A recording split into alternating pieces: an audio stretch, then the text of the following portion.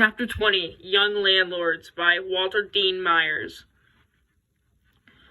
When I got home, my father was making hamburgers. My mother had gone somewhere shopping. He was in a good mood. He liked to cook. Even though he wasn't the best cook around, it always seemed to cheer him up when he made supper. "How's it going?" he asked. "Okay," I said, going past him into my room. I fell across the bed and just laid there for a while. I tried to think of something, but I couldn't. I thought of taking back the stuff we had bought, but I knew it wouldn't work. I felt as if I was at the bottom of a deep pit that was getting deeper by the minute. "Paul?" My dad stood in the door. "Yeah?" "You want to talk about whatever's bothering you?" "No." It came out automatically, and he turned and left the room. I thought about it for a minute and then went into the kitchen where he was turning off the hamburgers. "I assume you're not hungry?" he said. "Can I tell you what's happening?" I asked. "Sure," he said, sitting down. I told him the whole dismal story. He knew most of it, about how we were trying to raise money and everything, and about the reward. I had added the whole part about me still being involved in trying to find finding out who stole the stuff and how I blew the money. I halfway expected him to blow up, but he didn't. He didn't say anything, even after I had finished. When he didn't, I knew that I went back to my room. At least he didn't blow up. My mom got home, and I listened to see if he would talk about it.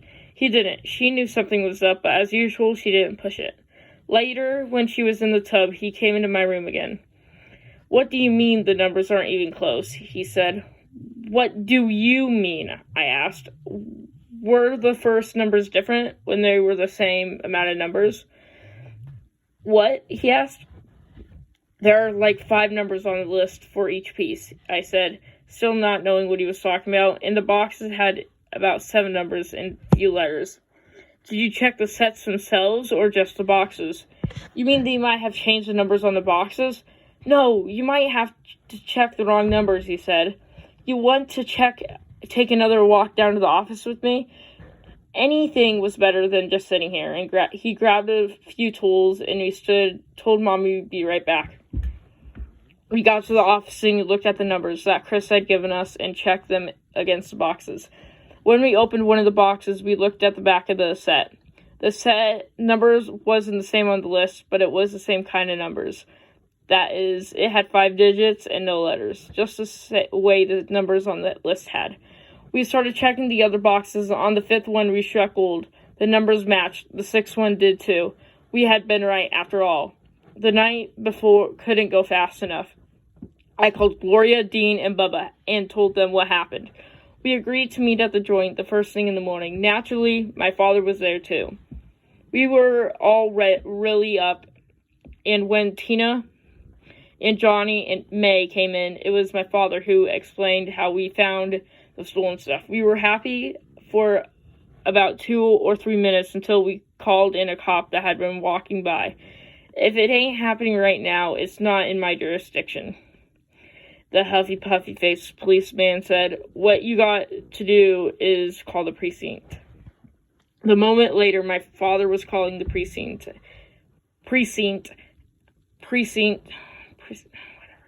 and was being told that we already been warned about getting ourselves involved in the police business.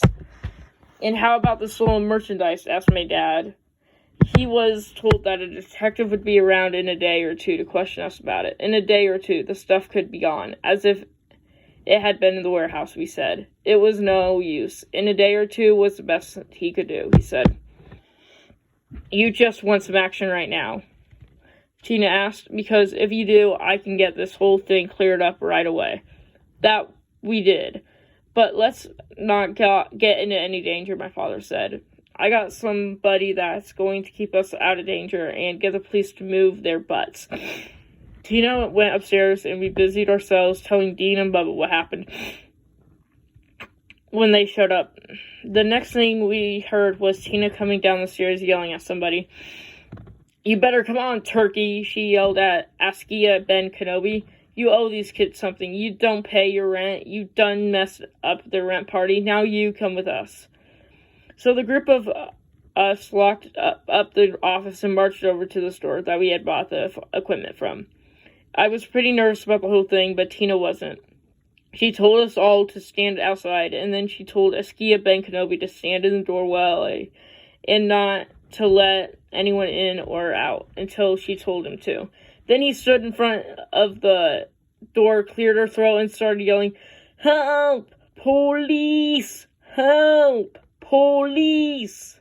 Nobody could figure out what was going on. Tony came out to see what was wrong, and Askia Kenobi, robes flying, started jumping around in his karate pose. Tony backed off.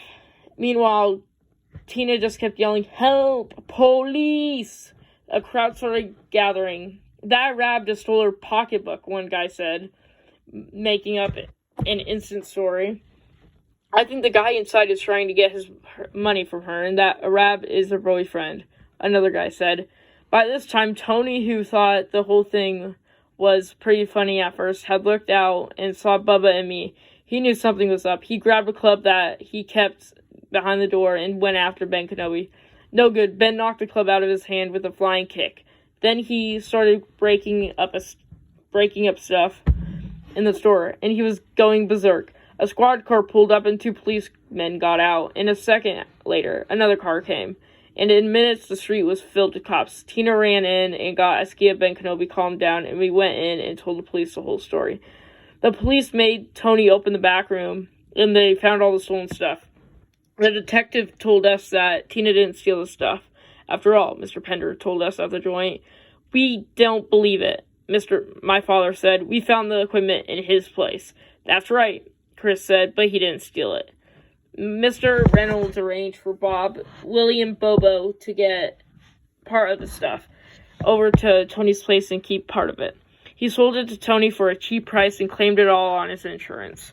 But when Willie got caught with his share, there was a problem. Then when they arrested Chris, Willie was happy. He figured that since Chris was innocent, they would both get off. Mr. Pender continued. He wanted to drop charges, but the insurance company didn't let him. He felt bad about Chris getting arrested, but he knew the only way he could really clear Chris was to admit his own guilt. And Willie Bobo knew as long as Chris was involved, the chances of him going to jail was reduced, except that Chris wouldn't prove he was innocent. And a lot of us just assumed that he was guilty because he was involved, my father said. "Exactly," Mr. Pender continued, "except for Paul and his friend. Their concern, along with the little savvy from Paul's father, broke the case. We were all happy for a while, but things didn't work out exactly the way we thought they would. Tony, the guy that bought the stuff from Mr. Reynolds, got a 6-month suspended sentence. William, Bobo, and Reynolds, we thought would go to jail for sure. It didn't turn out that way. What happened was Willie and Bobo stuck to the story that Chris was in on it, even though everyone knew he wasn't. But William Bobo said that Mr. Reynolds had given Chris a part of the money they had made from selling the stuff. It turned out that the money Mr. Reynolds had given Chris wasn't really vacation money, and even worse, Chris knew it. It wasn't that Chris had stolen anything, but after Mr. Reynolds started giving him money, he figured out that his boss was involved somehow, and he had taken the money. So in order not to get Chris involved, they made a deal with Willie, Bobo, and Mr. Reynolds to accept suspended sentences. When we found out how Chris was involved, we didn't feel right taking the reward money, so we didn't. We thought we would just try to do more out of the work ourselves and get by the best we could.